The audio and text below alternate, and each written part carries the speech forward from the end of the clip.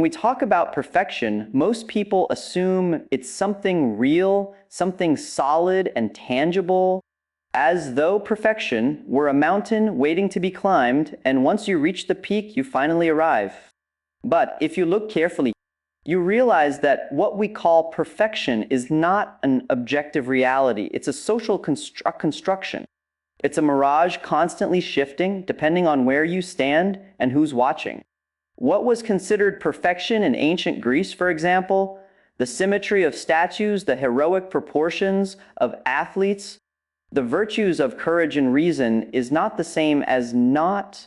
What perfection looks like in our age of social media filters, curated lifestyles, and each culture builds its own definition of what is ideal and then imposes it on the individuals living within it. The problem is that when people chase this social construct, they often believe they're pursuing truth. But they're not. They're pursuing approval, and there's a fundamental difference between those two. Truth, when you seek it, grounds you in reality, even if it's uncomfortable. Approval, on the other hand, keeps you running in circles, constantly adjusting yourself to meet an ever-changing set of standards that are never truly yours. It's like running on a treadmill. You expend energy, you sweat, you exhaust yourself, but you never actually arrive anywhere meaningful. Psychologically, this is corrosive. The pursuit of perfection as defined by others fuels comparison, and comparison almost always leads to despair. Hey, you see someone who seems to have it all, the career, the body, the family, the wealth, and you measure yourself against that image. But what you don't see is the chaos behind the curtain. You don't see their fears, their regrets, their struggles. What you're comparing yourself to is a carefully edited snapshot, not a reality. And yet you hold yourself to it as though it were gospel. That's how the myth of perfection turns into a kind of tyranny where people chain themselves to expectations that were never their own. From a philosophical standpoint, the idea of perfection has always been paradoxical. In Plato's world of forms, perfection existed only as an abstract ideal, something you could aim at but never fully embody in the material world. Aristotle, by contrast, understood perfection as something closer to potential fully realized, a process of becoming rather than a static state of being. Both perspectives remind us that perfection in its truest sense is not something we can simply hold in our hands. It is, at best, a direction, not a destination.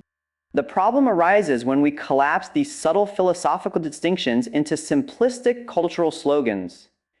Be perfect, look perfect, live perfectly. And then we wonder why so many people collapse under the pressure. Now let's ground this in the psychological reality of our everyday lives. The endless chase for perfection doesn't just waste time, it robs you of the present. Think about it. If you're always aiming to present yourself in a flawless way, then every moment becomes a rehearsal for some imaginary judgment. You're not living, you're performing, and a life of constant performance is hollow. It might look beautiful from the outside, but on the inside, it feels brittle, fragile, empty. There's also a darker side. When you chase perfection according to external standards, you make yourself dependent. You hand over the keys to your self-worth to others. Your sense of value rises and falls with the opinions of people who may not even care about you, who may not even know you exist. That's not just psychologically destructive, it's spiritually enslaving. You become a puppet pulled by strings that were never meant to define you in the first place. But here's the deeper tragedy. In trying to live up to this illusion of perfection, you erase the very things that make you human. Flaws, mistakes, quirks, these are not errors in the system, they are features of your design. They are the texture of your individuality. A painting without rough edges, without imperfections, is lifeless. A song without dissonance is flat. Life without mistakes, without deviation, is not life at all. It's an artificial construct toward redefining and unlivable is recognizing the myth for what it is. Perfection as society defines, it is not an absolute standard. It's a moving target designed to keep you in pursuit, never in possession. Once you see that, the chains begin to fall off. You realize that the pursuit of external perfection is a distraction from the real task, which is to align yourself with truth, with authenticity, with becoming fully alive in your own skin. And maybe this is the paradox worth embracing. The moment you stop chasing society's perfection is the moment you start moving toward your own. You stop running in circles and begin walking a path, not someone else's path, not the world's path. Yours. So I'll leave you with this. Perfection as the world defines it is an illusion, and illusions are only powerful as long as you believe in them. The moment you stop, the spell breaks. And then, for the first time, you are free to ask the only question that matters. What would perfection mean if it was defined not as society defines it is an illusion? Then what takes its place?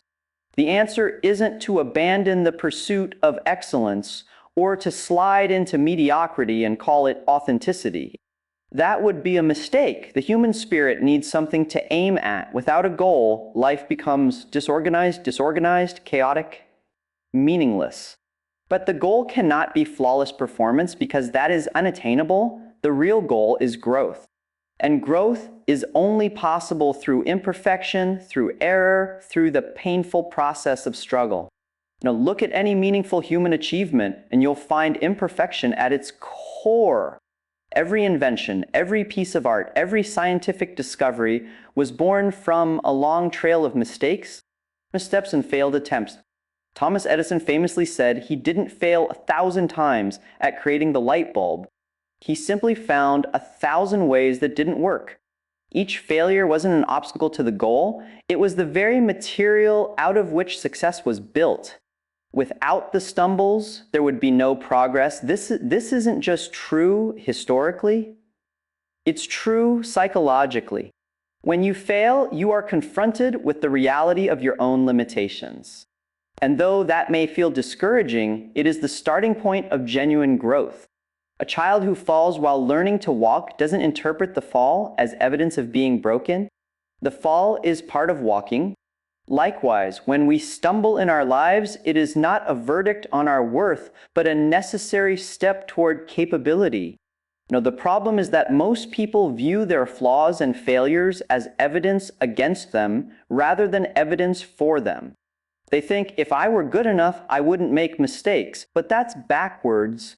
You make mistakes precisely because you're in motion, because you're learning, because you're daring to step into territory you don't fully understand. And that is where life actually happens, at the edge of what you know, where your competence is insufficient and your courage is tested.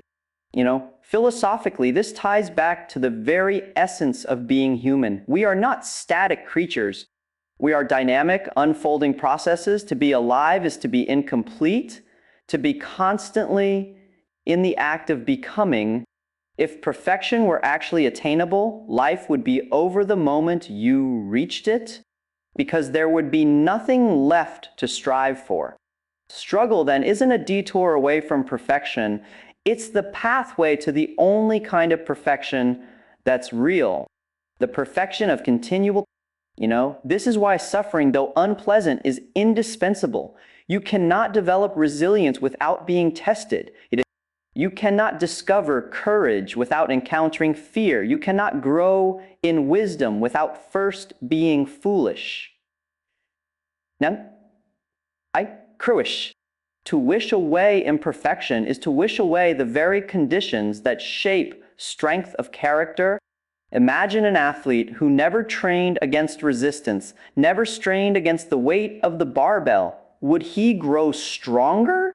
Of course not. Resistance is the mechanism through which strength emerges. The same principle, but here's where it gets personal, applies to the soul. Each of us carries imperfections that cut deeper than simple mistakes. We carry patterns, wounds, regrets, things we'd rather erase from our story. And yet, if you look closely, those very fractures are often the places where transformation begins.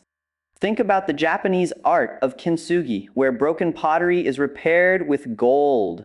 The cracks don't disappear, they're illuminated. The vessel becomes more beautiful, not in spite of its brokenness, but because of it. That is what it means to embrace imperfection as a source of strength. Now, I am not saying this is easy. In fact, it is brutally difficult to accept your flaws without collapsing into self-pity, to confront your failures without being crushed by them. That requires courage. But courage itself cannot exist in the absence of fear. You cannot be brave if there is nothing to be afraid of. You cannot be strong if there is nothing pressing against you. It's precisely because imperfection is painful that growth through it is meaningful. Psychologists have long recognized this dynamic. Carl Jung spoke of the shadow, the parts of ourselves we reject or hide because they seem dark, shameful, unworthy. But Jung insisted that unless we confront and integrate the shadow, we remain incomplete. Our imperfections are not meant to be banished, they are meant to be faced, wrestled with, transformed. And the person who does this doesn't become flawless, they become whole. This is why the obsession with a flawless life is not only misguided, it is dangerous. If you deny imperfection, you deny growth. If you avoid struggle, you avoid meaning. And if you pretend that perfection is possible without pain, you build your life on a lie. The truth is harsher, but it is also far more liberating. You are meant to struggle. You are meant to fall and rise again and again. That is the process by which strength, character, and depth are forged. Right? So instead of asking, how do I eliminate imperfection? A better question is, what is this imperfection trying to teach me?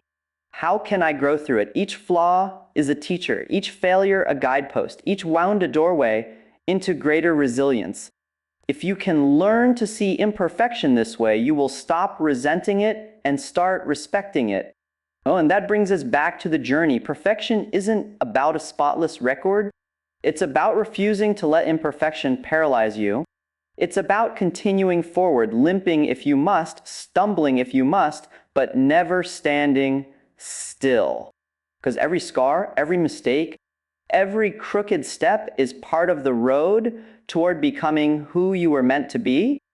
So let me leave you with this. Perfection is not found in the absence of flaws. It is found in the courage to face them, to learn from them, and to rise stronger because of them. Your imperfections are not your enemy. They are the very proof that you are alive, moving, and becoming. If imperfection is the path to growth, then the final question becomes, what are we really aiming for? If the cultural myth of perfection is hollow, and if our flaws and struggles are the material of progress, then how do we define what perfection truly means? The answer is not found in comparison to others, nor in the pursuit of a universal standard. It is found in redefining perfection as a deeply personal journey. Your journey, think for a moment about the idea of measurement. We spend much of our lives being measured by external criteria, grades in school, performance reviews at work, likes and followers on social media. And while measurement has its place, it also has a danger. Because when you measure yourself only by standards imposed from the outside, you begin to live as if your life were an exam written by someone else. The problem is you never agreed to take that exam, and the answers you provide are never enough. But here's the liberating realization. You are not meant to live by someone else's rubric. The true measure of your life is whether you are becoming the person you are capable of becoming. That means aligning with your own values, your own vision of the good, your own unique potential. And that vision will look different for each individual. What is perfect for one may be meaningless to another. A musician's perfection is not the same as a scientist's. A parent's perfection is not the same as an entrepreneur's. Each path is distinct and each is valid. Now, let's be clear. This doesn't mean that anything goes.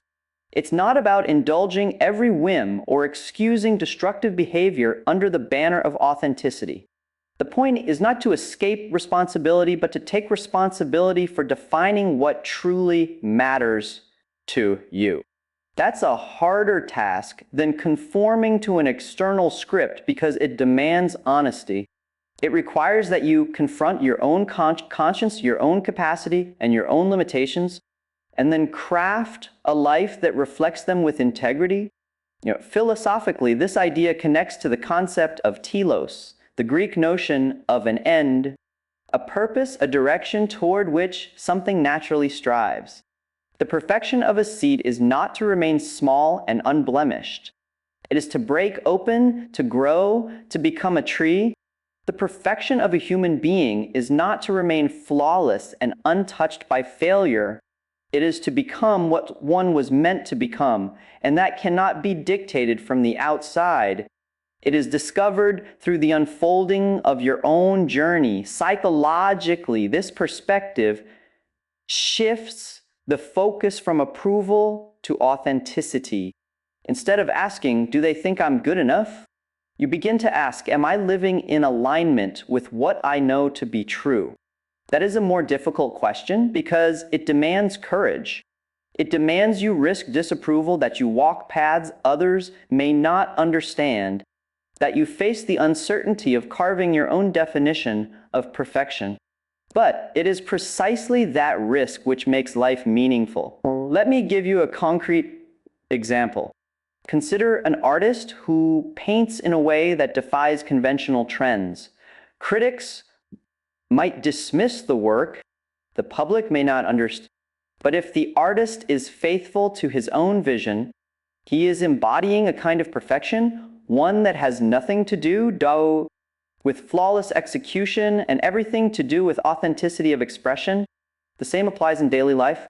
A parent who loves imperfectly but deeply, who stumbles but shows up for their children with honesty and care, is closer to perfection than one who performs a role flawlessly but without heart. And this is the key. Perfection is not about a spotless surface. It is about wholeness. Wholeness means you are integrated. You are not pretending. You are not divided against yourself. You are not living for applause. You are living truthfully, and your life reflects that truth, even with all its rough edges. This redefinition of perfection also frees you from the paralysis of comparison. Once you understand that your journey is unique, you no longer need to measure yourself against the carefully curated lives of others. Their path is not your path. Their destination is not your destination. You can admire, you can learn, but you don't need to replicate. Your standard is your own growth, your own authenticity, your own becoming. Of course, this doesn't mean the journey is easy. It may be lonelier at times because it's easier to follow a crowd than to chart your own way. It may be uncertain because there's no guarantee that your path will be recognized or rewarded by society. But it will be real, and reality, no matter how difficult, is always more sustaining than illusion. So what does redefining perfection mean in practice? It means choosing courage over approval. It means respecting your imperfections as teachers rather than treating them as disqualifiers. It means orienting your life around authenticity instead of appearances. And above all, it means recognizing that perfection is not a finish line waiting for you to cross. It is the way you walk the road, one imperfect step at a time. And perhaps the greatest irony is this. When you stop chasing society's definition of perfection and begin walking your own journey, people often see that as the very thing they admire most. Because authenticity, courage, and resilience have a radiance that polished appearances can never replicate. So here is the truth worth remembering. Perfection is not out there waiting for you to measure up. But it is in here, in the way you live, in the choices you make, in the willingness to stumble forward with honesty. Your journey is your perfection, and there is no greater standard to live by than that.